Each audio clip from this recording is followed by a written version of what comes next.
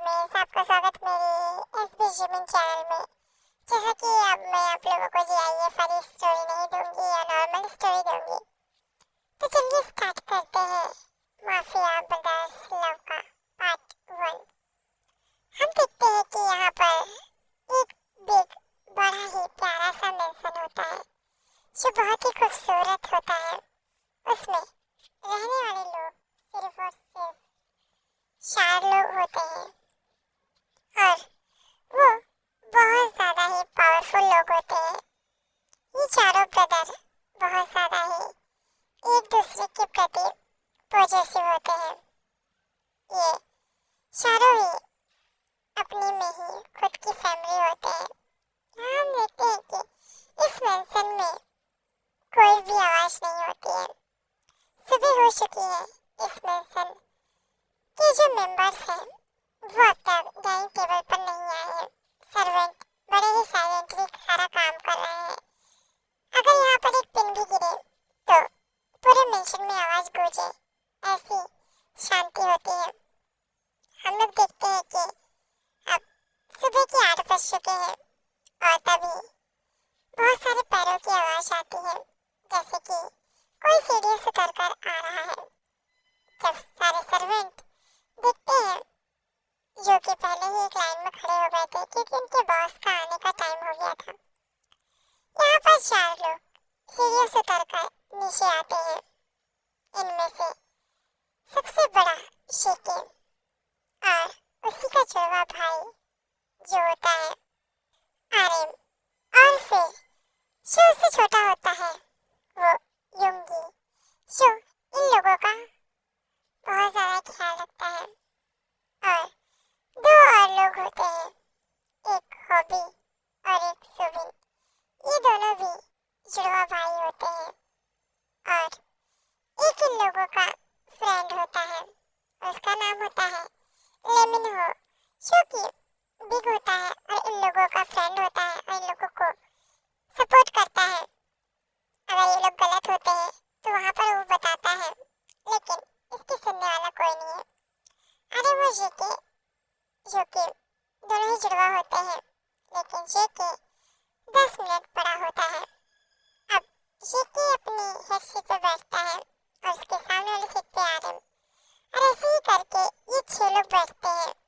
भाई तो 4 ही थे तो 6 कैसे हो गए? एक्चुअली एक जो इंसान होता है वो भी इन लोगों का भाई होता है और जो दोस्त होता है उन्हें मिलाकर 6 लोग होते हैं। हमारा जो हॉबी और इनो है, ये दोनों एक माँ बाप के बेटे हैं और जो युंगी है उसके मॉम डैड अलग है और आईएमसीके के मॉम डैड अलग है और लेमिनहो के मॉम डैड अलग है। हॉबी और इन्हो के जो मॉम डैड थे वो बहुत ज़्यादा ही सिंपल थे, लेकिन इनकी भी मॉम इन्हें छोड़कर पैसों के लिए चली गई थी। आगे आपको कहानी में पता चलेगा आखिर क्यों। यहाँ हम देखते हैं कि सभी डाइनिंग टेबल पर आके बैठते हैं, सारे नौकर खड़े होते हैं, सभी ग्रीट करते हैं, लेकिन अब जो शेफ होता है वो सबको खाना सर्व करता है।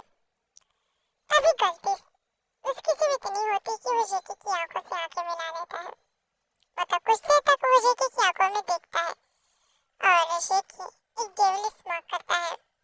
अब वही पास में बैठा हुआ हॉबी कहता है कि भाई, जेके भाई, लग रहा है कि आर्यन भाई अपना काम ठीक से नहीं करते हैं।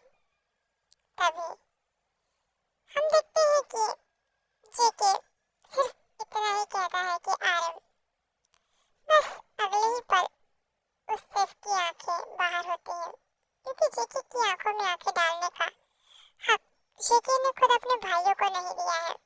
इस शेफ की क्या मजाक। यहाँ सारे सर्वेंट डर जाते हैं, सब में एक खौफ फैल जाता है। यहाँ पर 6 भाई जो होते हैं वो बहुत ही आराम से बैठ के खाना खाते हैं, कोई चू नहीं करता है, सबको पता होता है, सब स्मार्ट करते हैं। यहाँ पर 4 भाई होते हैं, लेकिन सारे दोस्त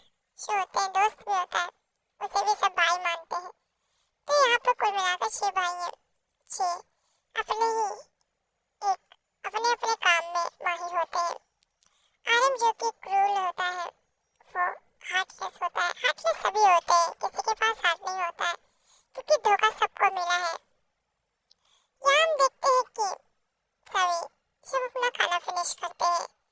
तभी हम देखते हैं कि गेट से कोई एंटर करता है। उन्हें देखकर शीकी का तो खून ही खौल जाता है। ये कोई और नहीं, जेके और आरएम के डैड होते हैं। वो गेट से एंटर करते हुए कहते हैं कि सभी बच्चों, क्या तुम लोग अच्छे से हो? तभी शीकी गुस्से से कहता है, कैसे हम लोग अच्छे से हो सकते हैं? और आप यहाँ पर क्या कर रहे हैं? जाइए अपने बीवी बच्चों के पास, वरना वो लोग परेशान हो जाएंगे। आखिर उनके डैड कहाँ चले गए? जाइए, हमें आपकी कोई जरूरत नहीं है, हम अपने में ही फैमिली है। वो शीकी के डैड मतलब मिस्टर जॉन जो होते हैं वो गुस्से से कहते हैं कि तुम अपनी लिमिट भूल रहे हो, मुझसे सही से बात करो, समझ में आए? तभी आरएम भी बोलना शुरू करता है और कहता है कि हमें आपकी जरूरत नहीं है, आप जाइए यहाँ से। अब यहाँ पर क्या करने आए हैं? अब हमारी झूठी फिक्र करके क्या दिखाना चाहते हैं? अब मिस्टर जॉन कहते हैं, कुछ नहीं, बस मैं अपनी बड़ी बेटी की जिंदगी खुशहाल देखना चाहता हूँ। मैं चाहता हूँ उसकी शादी हो जाए। सभी शौक थे, सबके आंखों में खून उतर चुका था, सब देखने में एकदम क्रेजी साइको लग रहे थे। यहाँ हम देखते हैं कि अब मिस्टर जॉन की आंखें जेके से मिलती हैं। जेके गुस्से से उनसे कहता है, आखिर आपने ये सोचा भी कैसे कि मैं शादी करूंगा? क्या लगता है आपको जैसे आप मेरी मॉम के जाते ही दूसरी औरत के पीछे भाग गए और वो औरत मुझे मेरे बाप से अलग कर दिया। अब क्या चाहते हैं कि मैं ऐसी औरतें अपने घर में भी लेकर आऊं? और वैसे भी हमारे घर में औरतों की जरूरत नहीं है। यहाँ पर अब आरएम गुस्से से कहता है कि सही बात है, मैं भी इस बात से सहमत हूँ। आपको नहीं पता कि कुछ साल पहले मेरे साथ क्या हुआ था? तभी मिस्टर जॉन गुस्से से कहते हैं, वो तुम्हारी चॉइस थी, तुम मुझसे ब्याह करके लेकर आए थे, तुम्हारी चॉइस थी कि निहारिका इस घर में आए, तुम उससे प्यार करते थे, तुम्हारी पसंद थी। मैंने तुम्हें कितनी बार मना किया था उसे छोड़ दो, वो सही लड़की नहीं है, वो तुम्हारे लिए नहीं, तुम्हारे पैसों के लिए तुम्हारे पास आई है। लेकिन तुम तो अलग ही धुन में थे और तुमने तो मेरी बातों को भी अनसुना कर दिया था। फिर क्या चाहते हो कि तुम्हारी तरह तुम्हारे ये सब भाई भी अपनी जिंदगी में खुशहाल न रह पाए? बोलो, क्या तुम अपने भाइयों की खुशियां बर्दाश्त नहीं कर सकते हो? क्यों उनकी लाइफ को डिस्ट्रॉय करना चाहते हो? तुम्हारे चक्कर में ये सब भी कुंवारे हैं। क्या इनकी इच्छा नहीं करती कि इनकी लाइफ में कोई इन्हें भी प्यार करे? तुम्हारी एक गलती की वजह से आज ये सब भी इस फैसले से डरते हैं कि कोई उनकी लाइफ न बर्बाद कर दे। सारी लड़कियां जैसी नहीं होती हैं, ये तुम समझ लो। और मैं एक लड़की को जानता हूँ, वो बहुत ज्यादा ही अच्छी है। शीकी गुस्से से कहता है, आप अपना मुंह बंद रखिए, मैं आपसे बात नहीं कर रहा। वो अपने भाई को देखता है, आरएम जो कि बहुत ज्यादा ही सैड था, उसके मन में डर था, वो आंखों से साफ पता चल रहा था।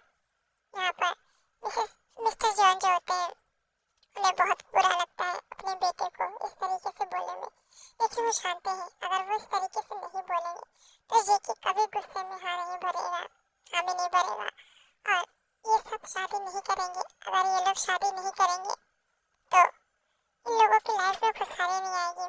इन लोगों को पता चलना चाहिए कि सही लड़कियां जैसी नहीं होती है। ऐसे बोलकर वो जो कि अब आरएम को बहुत ज्यादा हर्ट कर रहा था, शीकी अब बहुत गुस्से से चिल्ला के कहता है, शट अप मिस्टर जॉन, अपना माउथ बंद करिए, अब एक लफ्ज और नहीं। क्या चाहते हैं आप, मैं शादी करूं? वो डेविल स्मार्ट करके कहता है, ठीक है मैं शादी करूंगा। तभी मिस्टर जॉन बड़े खुश हो जाते हैं और कहते हैं कि ठीक है, तो एक हफ्ते में तुम्हारी शादी है, रेडी रहना। शीकी जी को शौक था, वो कहता है, क्या एक हफ्ते में? तभी मिस्टर जॉन कहते हैं, हाँ, क्योंकि मैं चाहता हूँ कि तुम लोग जल्द से जल्द उससे मिलो, उसे देखो। यहाँ जेके गुस्से से कहता है,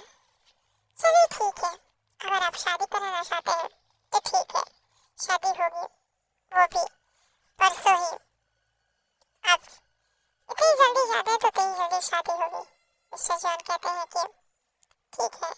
तभी चीकी कहता है अब आप जा सकते हैं। और शीकी उनसे कहता है कि मेरी एक शर्त है। तभी मिस्टर जॉन कहते क्या शर्त है तुम्हारी? शीकी कहता है कि मुझे शादी में ज्यादा शोर शराबा नहीं पसंद है। शादी में सिर्फ आप और मेरी फैमिली होगी, मतलब मेरे भाई, और आपकी फैमिली बिल्कुल नहीं।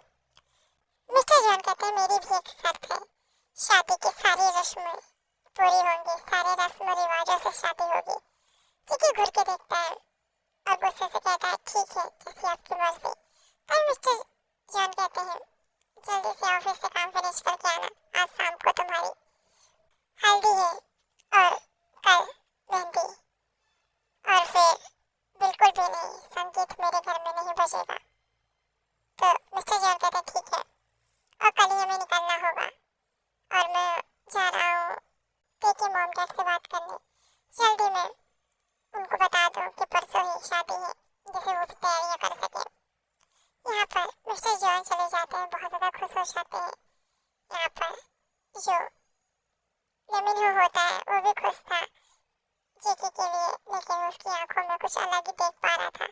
यहाँ वो मिस्टर जॉन के साथ मिलकर सारी तैयारियां खत्म करता है। तो हरमेश, आपको ये पार्ट कैसा लगा आप लोग बताइए, और स्टोरी आगे चल के बहुत ज़्यादा रोमांटिक होगी, तो आप लोग एंजॉय कीजिएगा।